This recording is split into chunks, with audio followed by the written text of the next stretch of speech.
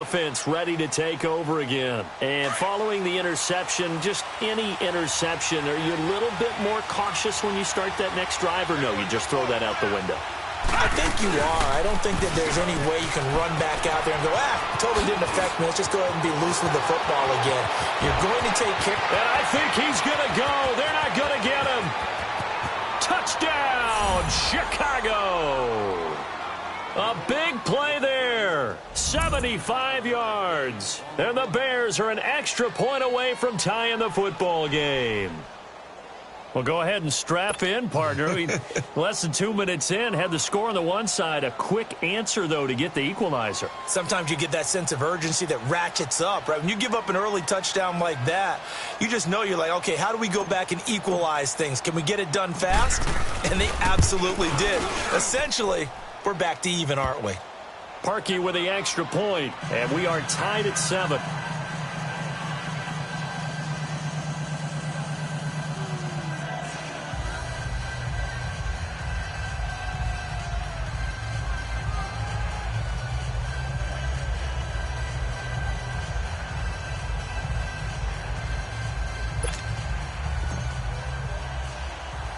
So we're right back where we started, all even as the kick's away.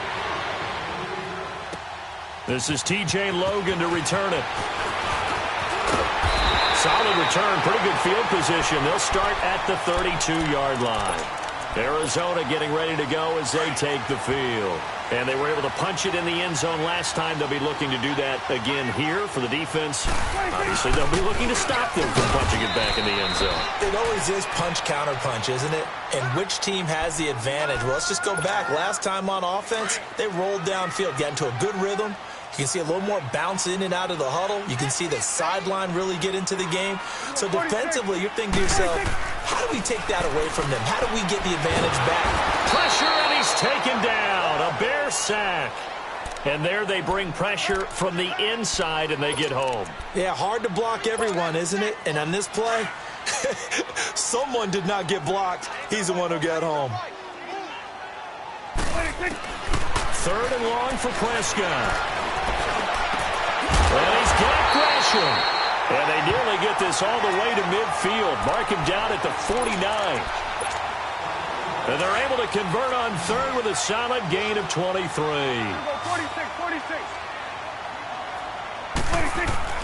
Here's Prescott.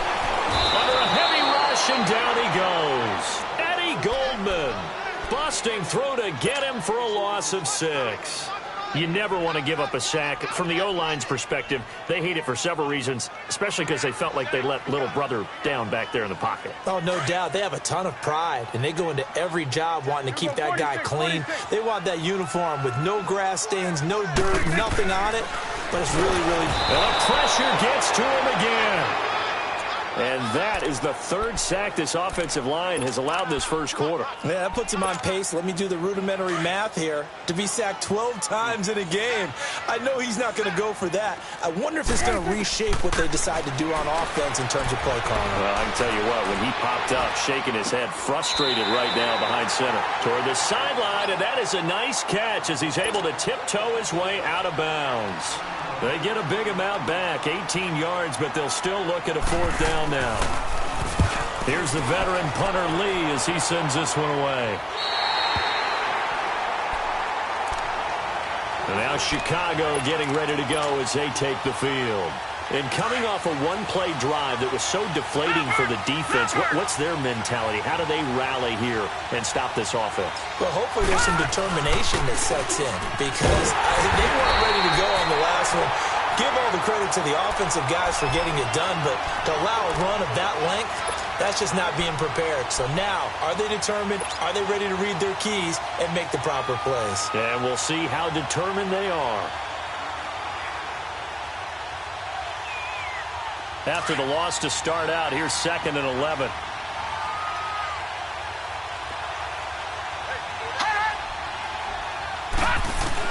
Back to throw now in his own end zone. He's going to fire one deep over the middle. And both guys were there, but it falls incomplete. Anytime a defense can sit back in a zone like that, it tends to create a lot of congestion in the middle of the field. Makes it very hard to slot one in. Looked like I-4 at rush hour in your hometown of Orlando, Florida. An absolute mess. Got to be careful here. Backed up this deep on third down. Open man is Miller. He's got it.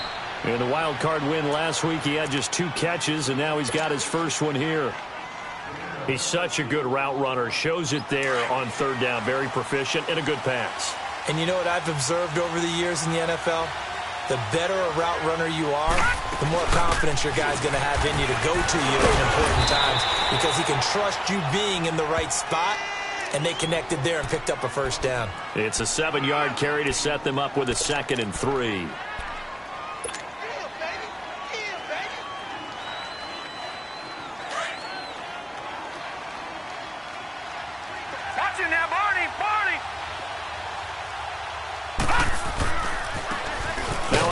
Looking right, and he's going to lose yards. They take him down at the 26. It's a loss of 4. Now third down. Really nice pickup on first down. Leaves him with 2nd and short, and you figure, let's go ahead and run it again. But, boy, that outcome leaves you in a difficult third down, doesn't it? Didn't stand a chance from the start. You could tell they were going in the wrong direction. And on third down, a nickel formation here defensively.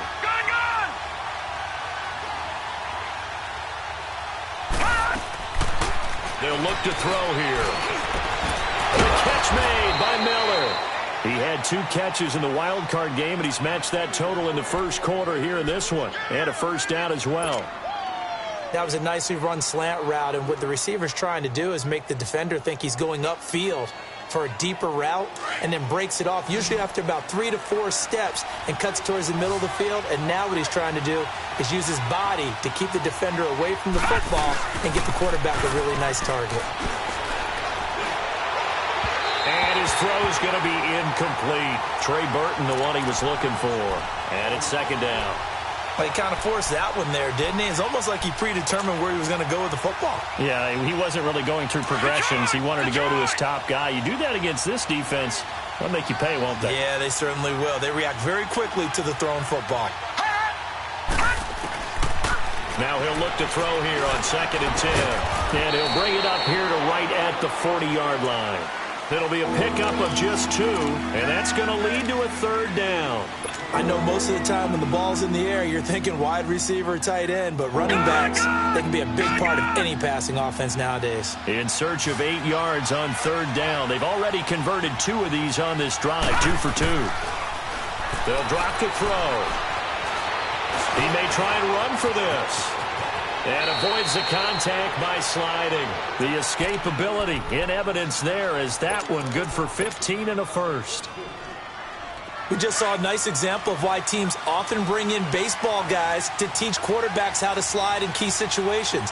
You want to protect your franchise guy. Make sure he doesn't get hurt. He did exactly that on that play. A perfect slide to avoid the big hit and pick up a first down. And he takes it down to the 40 with a pickup of 4. Typically, we think it's the strong safeties that are better tacklers, especially closer to the line of scrimmage amidst traffic.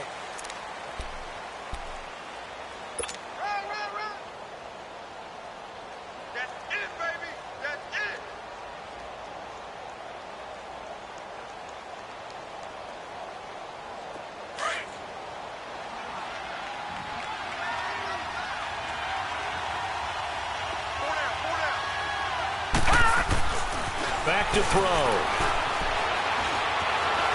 Eluding the pressure right. And he's just going to get rid of this thing. To no one here. He throws it away. And now it's third. So he's 3 for 7 throwing the football right now. Not an awful start, but also not the sharpest of starts. No, I would agree with that. But if you're a confident quarterback and to play that position you have to be, you just act like there's something wrong with the wind currents or something wrong with the ball. It is not you. Keep throwing. That timing usually develops.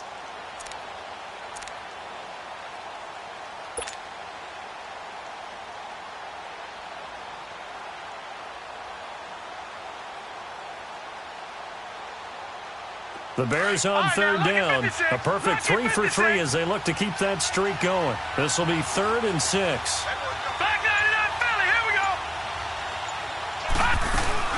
They'll run it now out of the gun. And he gets it to the 34. Good enough for the first. They get 6 on the pickup there as the drive will continue. Well, someone's been having a good game so far, and you know something? A lot of it's been power running. They decided to turn him loose again on 3rd down, didn't they? They did indeed. He delivered the tough yards. Watch him now, Barney!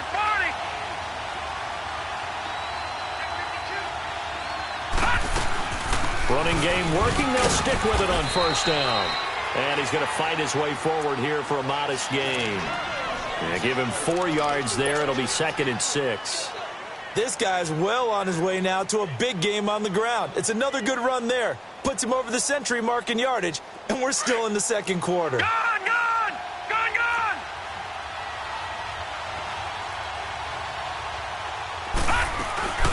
Here's a play fake as they set up to throw. Rolling to his right. He rifles one that's intercepted. Picked off at the 23. And he's able to get it back to the 33-yard line. I think that interception happened for 2 reasons. Quarterback gets outside the pocket and panics a little bit, and receiver doesn't make sure he's absolutely in an open spot. So there's a guy lurking, took the ball. Well, so don't wave your arms, right, as a receiver if you're not wide open? Got to know that you're open. Otherwise, just don't do it. A loss of a full 3 yards, and now it's 2nd down. A 3-yard loss to start the drive. They'll look to make that up and then some on 2nd and 13. Here's Prescott. Middle of the field, it's Robinson. 2 catches now in this divisional round matchup. That one, a 1st down. I think it all came together there. In-breaking route, drove it with excellent pace. Money throw right there to move the sticks. And he'll go down. The Bears get there for the sack. Leonard Floyd in there to make the sack. He buries him for a loss of 10. Sacks a growing theme in this first half. This is 2nd and long. Prescott to throw it. Flush to his right. This one complete to Christian Kirk. They'll wind up getting 10 back as that sets him up for 3rd down. The Cardinals on 3rd down. They've been okay. 2 for 3 thus far. This is 3rd and 10. From the shotgun, it's Prescott. And Gresham's got it over the middle. 2 catches now in this divisional round matchup. That one, a 1st down. Well, sometimes our pregame meetings do pay off, don't they? What do the guys in the locker room call him? Well, they said it with a chuckle. They called him old reliable. Yeah, that means he doesn't move quite as fast as he used to, but he still knows all the tricks, doesn't he? Even that little gentle push-off in order to get open, he finds a way to pick up a 1st down.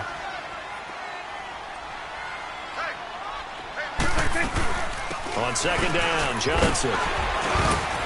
And he's able to get it down to the 25-yard line. It's a 7-yard gain there, and it's good enough to move the chains. But they're getting ready to go to work now in prime real estate after that last run. Found his spot and picked up nice yardage, didn't he? And now he's got him knocking on the door of the red zone. On the ground, this is Johnson. And taking it to the 15-yard line before he's brought down. It's a gain of 11 yards that time, and it produces a new set of downs. The Cardinals into the red zone for the first time. They've got a 1st and 10 at the 15. Now a handoff. Johnson. Back-to-back nice gains. That one for 14 yards and another 1st. At this stage of the game, the run-pass numbers are a little bit out of whack because most of their yardage has come through the air. But in a sense, that just sets things up for big runs like that because the defense might... And he is in for 6. Touchdown, Cardinals. David Johnson taking it in. And the Cardinals are in for 6. And he's got it. It's now a 14-7 ball game. Out is the kickoff unit as they run up and send this one away.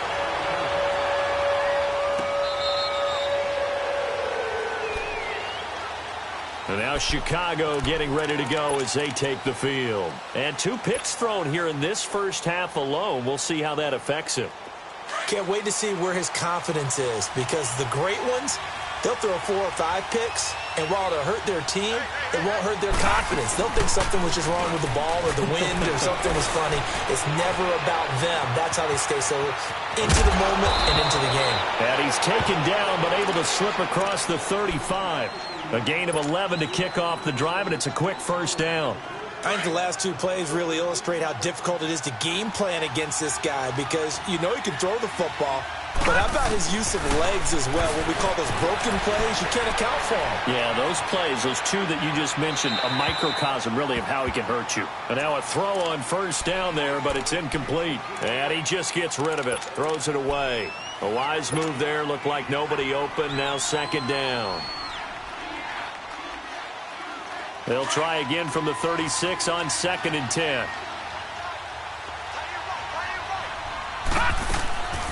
Back to throw now on 2nd and 10. And able to rip off a big chunk of yardage before being dropped inside the 40. A really nice gain of 25 yards. The goal for any offense versus a zone defense, find the holes where guys are available and put the ball on the receiver before any defender can step up and fill it. They did it well there. Perfectly executed crossing route. 11 more yards that go around. A first down as well. When this offense can get their tight ends involved, they can move the football. Here, a nice route, able to look it in, and picks up the first down. 2 minutes remain here in the first half. Back with more NFC playoff action after this.